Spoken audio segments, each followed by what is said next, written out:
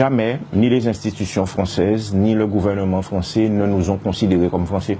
Je prends quelques exemples tout simples. La première abolition de l'esclavage, c'est le 4 février 1794, après le soulèvement des esclaves à Haïti, à Saint-Domingue, qui deviendra Haïti. Les Guadeloupéens sont tous français dès le 4 février 1794. Et pourtant, en 1802, la République française va rétablir l'esclavage en Guadeloupe. C'est le premier cas de déchéance de nationalité et de remise en esclavage de Français par la République française. Donc, à un certain moment, on se pose des questions. Et ça nous a coûté quoi? 10 000 victimes, dont 300 décapitations sur la place de la Victoire et à Bainbridge.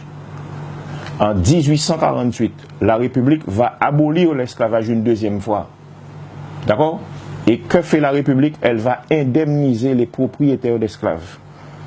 Et les esclaves vont se retrouver hommes libres, sans un sou, sans terre, sans logement, avec l'obligation d'aller travailler sur leur ancien maître. Donc en fin de compte, l'abolition de l'esclavage n'a été qu'un acte politique pour sauver les maîtres et maintenir la domination coloniale comme elle l'a été avant l'abolition de l'esclavage. Et on peut aller encore plus récemment.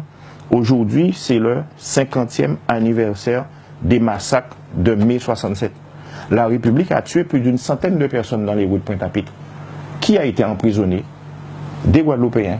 Qui a été décoré? Ceux qui ont tiré et le préfet qui a ordonné de tirer. Donc en fin de compte, la question, c'est pas de savoir si nous nous sentons français, c'est de se demander, mais est-ce que réellement la République française nous a déjà vus comme français?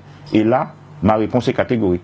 Pour la France, nous ne sommes pas des Français, nous sommes des sous-citoyens, nous sommes, comme je dis vulgairement, des macaques de la République, mais en fin de compte, nous n'avons jamais été considérés comme des citoyens français.